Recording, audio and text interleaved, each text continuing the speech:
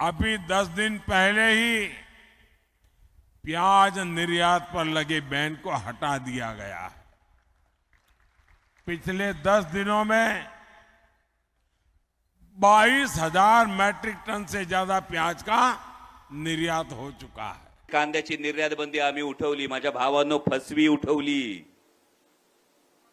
विचार करा, 2 डिसेंबर 3 डिसेंबर पासून जी निर्यात बंदी चालू होती, याच्याने भलं कुणाचं केलं? 2019ला आले होते ना सांगायला पुलवामाच्या हल्ल्यानंतर, तेव्हा सांगत होते पाकिस्तानला आम्ही सबक शिकवतो म्हणून।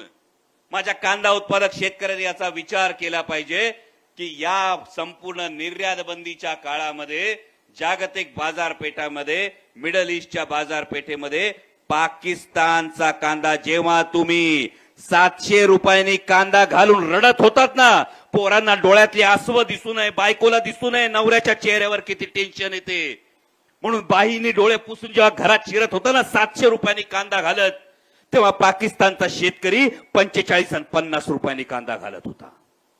जेव्हा तुमचा कांदा 7 रुपयाला जात होता, जेव्हा तुमच्या कांद्याची माती होत होती, तेव्हा केवळ या भारतीय जनता पक्षाच्या धोरणामुळे पाकिस्तानच्या शेतकऱ्याचा कांदा हा तसाच तुमचा 700 रुपये, त्यांचा 4,500 रुपये चालला होता।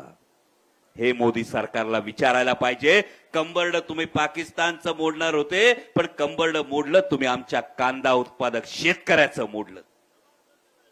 आता सुद्धा परिस्थिती बघा भावांनो, जे सांगायला येतील ना निर्यात बंदी उठवली, कशी उठवली ती बघा, ही पोलखोल आहे।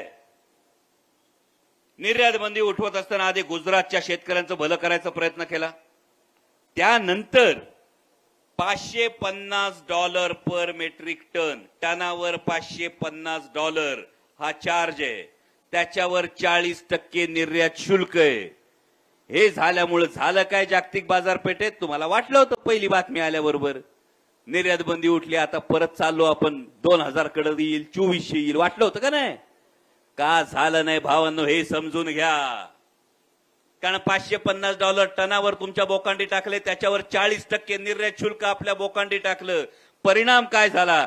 जागतिक बाजारपेठेमध्ये इजिप्तचा कांदा मिळतोय 35 रुपयांनी, श्रीलंकेचा कांदा मिळतोय 50 रुपयांनी, पाकिस्तानचा कांदा मिळतोय 60 रुपयांनी, पण आपल्या बोकांडी असलेले $550 पर मेट्रिक टन आणि त्याच्या पलीकडे 40% निर्यात शुल्क आणि 5 रुपये किलो मागे जर निर्यातीचा खर्च पकडला तर आपला कांदा बाजारात जातोय 74-75 रुपयांनी। कोण उचलणार कांदा आपला?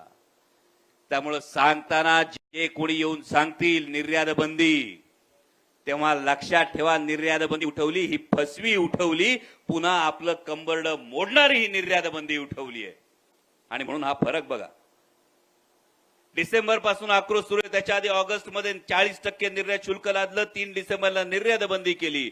हीच परिस्थिती 2013 मध्ये उद्भवली होती। आदरणीय शरदचंद्रजी पवार साहेब जेव्हा कृषी मंत्री होते, तेव्हा हेच भारतीय जनता पक्षाचे नेते गळ्यात कांद्याच्या माळा घालून संसदेत येत होते, आदरणीय पवार साहेबांना सांगत होते कांद्याची निर्यात बंद करा, कांद्याची निर्यात बंद करा।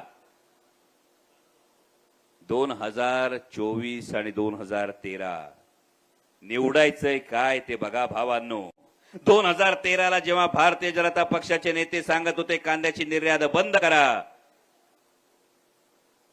आदरणीय पवार साहेबांनी सांगितलं काहीही झालं तरी माझ्या कांदा उत्पादक शेतकऱ्याच्या ताटात माती कालवण्याचं पाप होणार नाही, म्हणजे नाही, कांद्याची निर्यात बंद होणार नाही।